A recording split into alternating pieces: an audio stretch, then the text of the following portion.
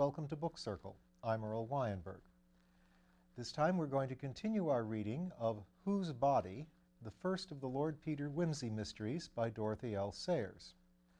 Lord Peter is investigating a murder, and a pair of pince-nez glasses and a chain were found on the corpse. He is now advertised in the paper and has received an answer from the owner of the glasses, or at least the supposed owner, who claims to be Mr. Crimplesham. Now, if Mr. Crimplesham is the murderer, why would he go and answer an advertisement for his own lost glasses? The note from Scotland Yard enclosed an optician's specification identical with that sent by Mr. Crimplesham, and added that it was an unusual one owing to the peculiar strength of the lenses and the marked differences between the sight of the two eyes. "That's good enough," said Parker. "Yes," said Wimsey.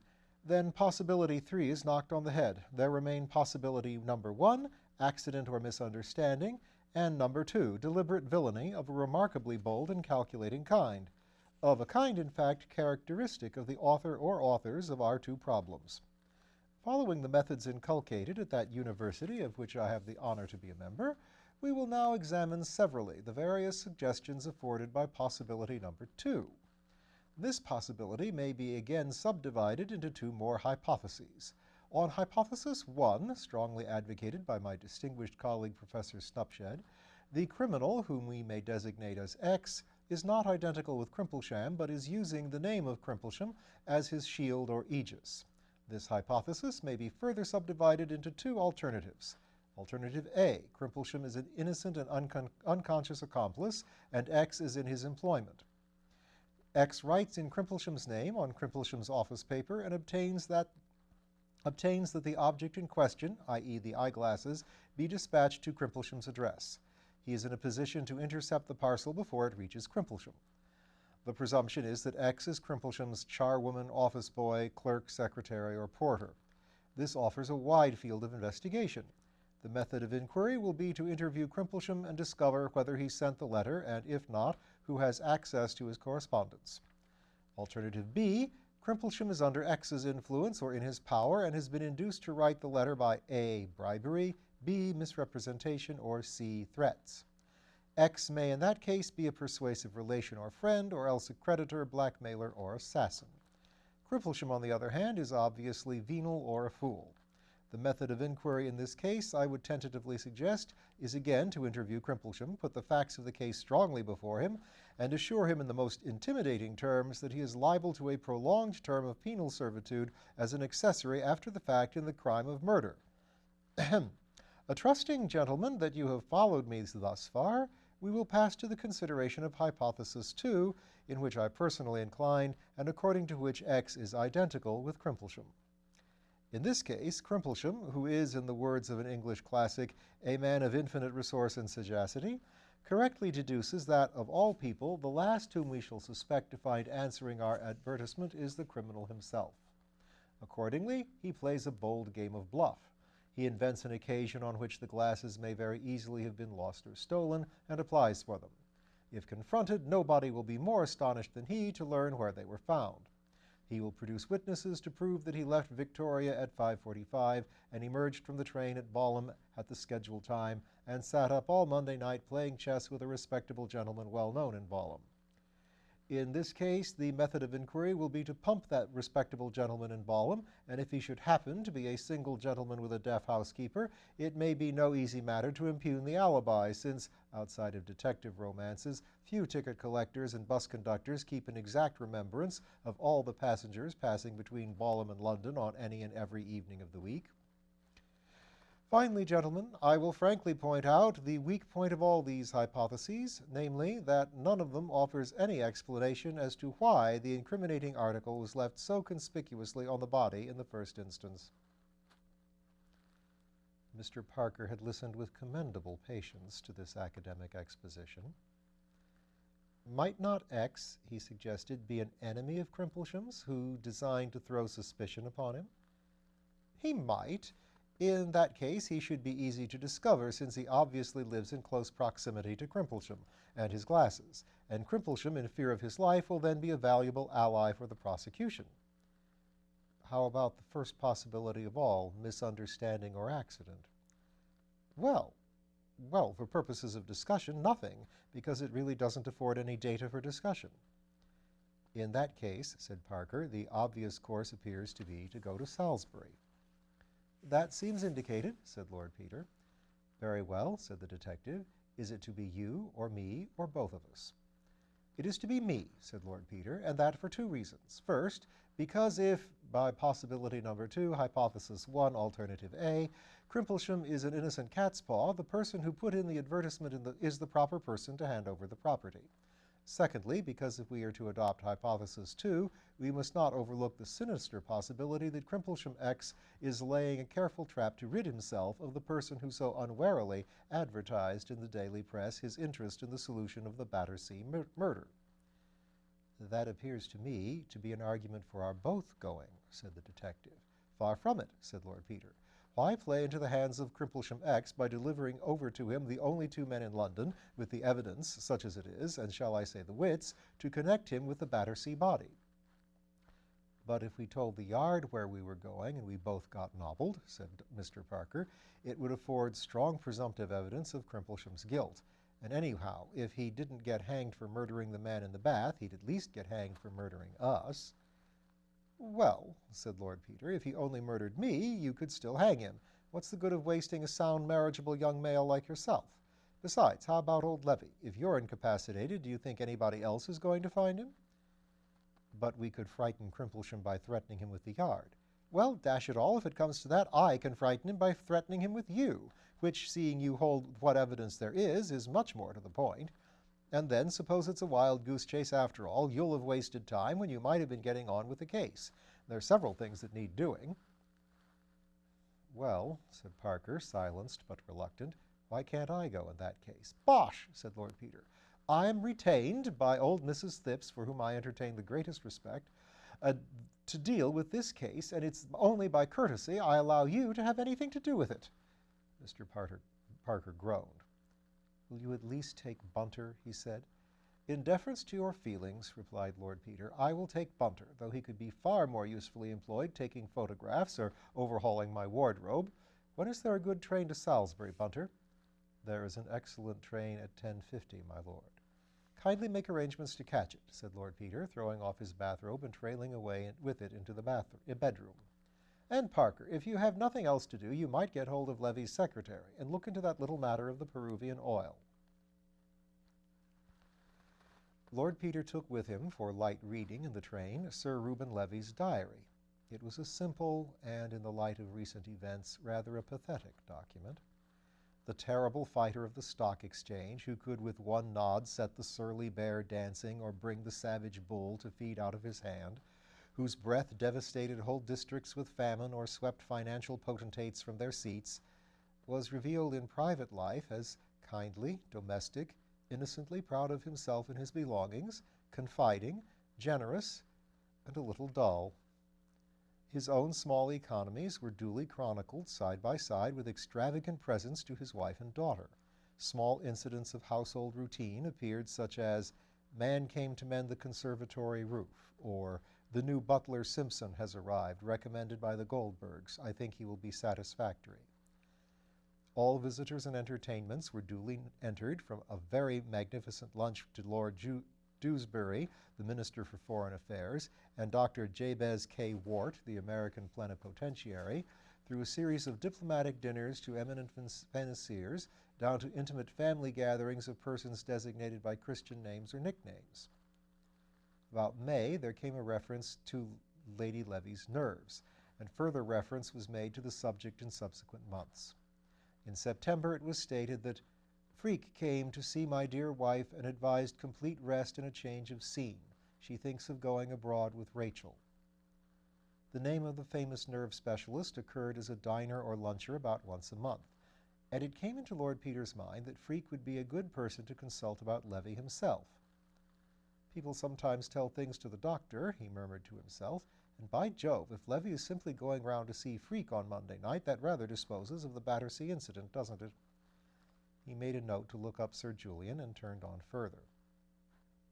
On September 18th, Lady Levy and her daughter had left for the south of France. Then suddenly, under the date October 5th, Lord Peter found what he was looking for: Goldberg, Schreiner, and Milligan to dinner.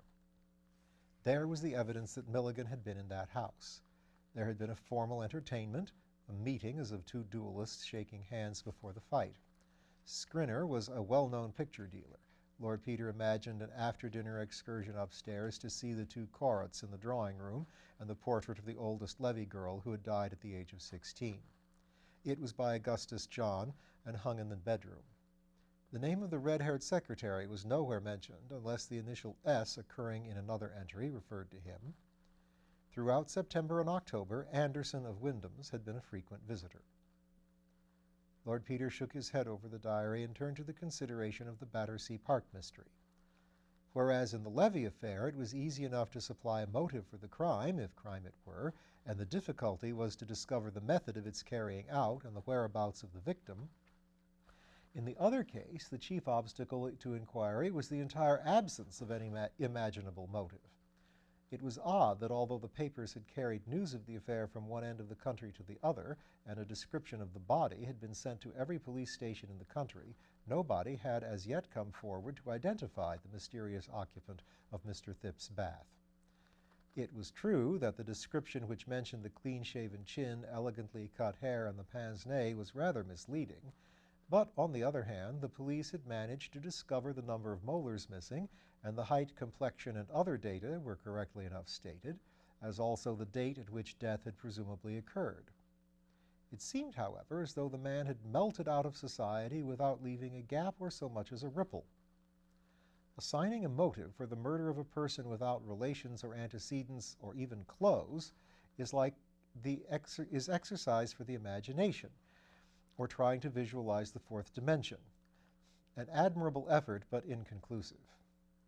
Even if the day's interview should disclose black spots in the past or present of Mr. Crimplesham, how were they to be brought into connection with a person apparently without a past, and whose present was confined to the narrow limits of a bath and a police mortuary? "Bunter," said Lord Peter, "I beg that in future you will restrain me from starting two hares at once. These cases are getting to be a strain on my constitution. One hare has nowhere to run from, and the other has nowhere to run to. It's a kind of mental DT, Bunter. When this is over, I shall take Pussyfoot, forswear the police news, and take an emolument diet of works of the late Charles Garvice." It was its comparative proximity to Milford Hall that induced Lord Peter to lunch at the Minster Hotel rather than at the White Hart or some other more picturesquely situated hostel. It was not a lunch calculated to cheer his mind. As in all cathedral cities, the atmosphere of the close pervades every nook and corner of Salisbury, and no food in that city but seems faintly flavored with prayer books. As he sat sadly consuming that impassive pale substance known to the English as cheese, unqualified, for there are cheeses that go openly by their names, as Stilton, Camembert, Gruyere, Wensleydale, or Gorgonzola, but cheese is cheese and everywhere the same, he inquired of the waiter about the whereabouts of Mr. Crimplesham's office. The waiter directed him to a house rather further up the street on the opposite side, adding, "But anybody'll tell you, sir, Mr. Crimplesham's very well known hereabouts." "He's a good solicitor, I suppose?" said Lord Peter. "Oh, yes, sir," said the waiter. "You couldn't do better than trust Mr. Crimplesham, sir. There's folks say he's old-fashioned, but I'd rather have my little bits of business done by Mr. Crimplesham than by one of these fly-away young men. Not but what Mr. Crimplesham will be retiring soon, sir, I don't doubt, for he must be close to 80, sir, if he's a day. But then there's young Mr. Wicks to carry on the business, and he's a very nice, steady-like young gentleman." "Is Mr. Crimplesham really as old as that?" said Lord Peter. "Dear me, he must be very active for his years. A friend of mine was doing business with him in town last week." "Wonderful active, sir," agreed the waiter, "and with his game leg, too, you'd be surprised. But there, sir, I often think when a man's past a certain age, the older he grows, the tougher he gets, and women the same, or more so." "Very likely," said Lord Peter, calling up and dismissing the mental picture of a gentleman of 80 with a game leg carrying a dead body over the roof of a Battersea flat at midnight. "He's tough, sir, tough is old Joey Bagstock, tough and devilish sly," he added thoughtlessly.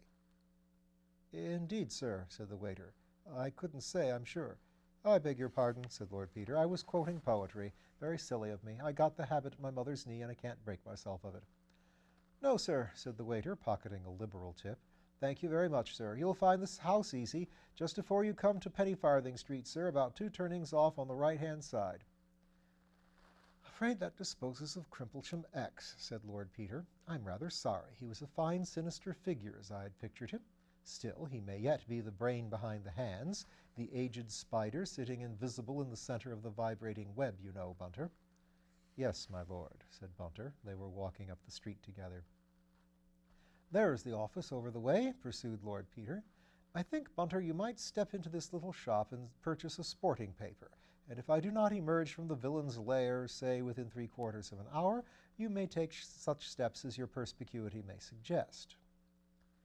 Mr. Bunter turned into the shop as desired, and Lord Peter walked across and rang the lawyer's bell with decision. "The truth, the whole truth, and nothing but the truth is my long suit here, I fancy," he murmured, and when the door was opened by a clerk, he delivered over his card with an unflinching air. He was ushered immediately into a confidential-looking office, obviously furnished in the early years of Queen Victoria's reign and never altered since. A lean, frail-looking old gentleman rose briskly from his chair as he entered and limped forward to meet him. "My dear sir," exclaimed the lawyer, "how extremely good of you to come in person. Indeed, I am ashamed to have given you so much trouble. I trust you were passing this way, and that my glasses have not put you to any great inconvenience. Pray take a seat, Lord Peter." He peered gratefully at that young man over a pince-nez, obviously the fellow of that now adorning a dossier in Scotland Yard. Lord Peter sat down. The lawyer sat down. Lord Peter picked up a glass paperweight from the desk and weighed it thoughtfully in his hand. Subconsciously, he noted what an admirable set of fingerprints he was leaving upon it. He replaced it with precision on the exact center of a pile of letters. "It's quite all right," said Lord Peter. "I was here on business. Very happy to be of service to you. Very awkward to lose one's glasses, Mr. Crimplesham." "Yes," said the lawyer. "I assure you I feel quite lost without them. I have this pair, but they do not fit my nose so well. Besides, that chain has a great sentimental value for me. I was terribly distressed on arriving at Balham to find I had lost them. I made inquiries of the railway, but to no purpose. I feared they'd been stolen. There were such crowds at Victoria, and the carriage was packed with people all the way to Balham. Did you come across them in the train?"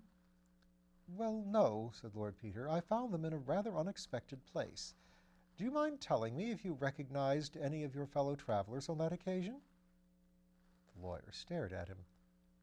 "Not a soul," he answered. "Why do you ask?" "Well," said Lord Peter, "I thought perhaps the person with whom I found them might have taken them for a joke." The lawyer looked puzzled. "Did the person claim to be an acquaintance of mine?" he inquired. "I know practically nobody in London except the friend with whom I was staying in Balham, Dr. Philpotts, and I should be very greatly surprised at his practicing a jest upon me. He knew very well how distressed I was at the loss of the glasses. My business was to attend a meeting of shareholders at Meldicott's Bank, but the other gentlemen present were all personally unknown to me, and I cannot think that any of them would take so great a liberty. In any case," he added, "as the glasses are here, I will not inquire too closely into the manner of their restoration. I am deeply obliged to you for your trouble." Lord Peter hesitated. "Pray forgive my seeming inquisitive," he said, "but I must ask you another question. It sounds rather melodramatic, I'm afraid, but it's this. Are you aware that you have any enemy, anyone, I mean, who would profit by your decease or disgrace?" Mr. Crimplesham sat frozen in stony surprise and disapproval. "May I ask the meaning of this extraordinary question?" he inquired stiffly. "Well," said Lord Peter, "the circumstances are a little unusual. You may recollect that my advertisement was addressed to the jeweler who sold the chain." "That surprised me at the time," said Mr. Crimplesham, "but I begin to think your advertisement and your behavior are all of a piece." "They are," said Lord Peter. "As a matter of fact, I did not expect the owner of the glasses to answer my advertisement. Mr. Crimplesham, you have no doubt read what the papers have to say about the Battersea Park mystery. Your glasses are the pair that were found on the body, and they are now in the possession of the police at Scotland Yard, as you may see by this." He placed the specification of the glasses and the official note before Crimplesham. "Good God!" exclaimed the lawyer. He glanced at the paper and then looked narrowly at Lord Peter. "Are you yourself connected with the police?" he inquired. "Not officially," said Lord Peter. "I am investigating the matter privately in the interest of one of the parties." Mr. Crimplesham rose to his feet. "My good man," he said, "this is a very impudent attempt, but blackmail is an indictable offense, and I advise you to leave my office before you commit yourself." He rang the bell. "I was afraid you'd take it like that," said Lord Peter. "It looks as though this ought to have been my friend Detective Parker's job after all." He laid Parker's card on the table beside the specification and added, "If you should wish to see me again, Mr. Crimplesham, before tomorrow evening, you will find me at the Minster Hotel." Mr. Crimplesham disdained to reply further than to direct the clerk who entered to show this person out. In the entrance, Lord Peter brushed against a tall young man who was just coming in and who stared at him with surprised recognition. His face, however, aroused no memories in Lord Peter's mind, and that baffled nobleman, calling out Bunter from the newspaper shop, departed to his hotel to get a trunk call through to Parker. Meanwhile, in the office, the meditations of the indignant Mr. Crimplesham were interrupted by the entrance of his junior partner. "I say," said the latter gentleman, "has somebody done something really wicked at last? Whatever brings such a distinguished amateur of crime to our sober doorstep?" "I have been the victim of a vulgar attempt at blackmail," said the lawyer, "an individual passing himself off as Lord Peter Wimsey." "But that is Lord Peter Wimsey," said Mr. Wicks. "There's no mistaking him. I saw him give evidence in the Attenbury Emerald case. He's a big little pot in his way, you know, and he goes fishing with the head of Scotland Yard." "Oh, dear," said Mr. Crimplesham. The fate arranged that the nerves of Mr. Crimplesham should be tried that afternoon. When escorted by Mr. Wicks, he arrived at the Minster Hotel and was informed by the porter that Lord Peter had strolled out, mentioning that he thought of attending evensong. "But his man is here," he added, "if you'd like to leave a message." Mr. Wicks thought that on the whole it would be well to leave a message. Mr. Bunter, on inquiry, was found to be sitting by the telephone waiting for a trunk call. As Mr. Wicks addressed him, the bell rang, and Mr. Bunter, politely excusing himself, took down the receiver. "Hello," he said. "Is that Mr. Parker? Oh, thanks. Exchange? Exchange? Sorry, can you put me through to Scotland Yard? Excuse me, gentlemen, keeping you waiting. Exchange. All right. Scotland Yard? Hello? Is that Scotland Yard? Is Detective Parker round there? Can I speak to him? I shall have done in a moment, gentlemen. Hello, is that you, Mr. Parker? Lord Peter would be much obliged if you could be... Lord Peter would be much obliged if you would find it convenient to step down to Salisbury, sir. Oh, no, sir, he's in excellent health, sir. Just stepped round to hear evensong, sir. Oh, no, I think tomorrow morning would do excellently, sir. Thank you." And we will continue our investigation next time.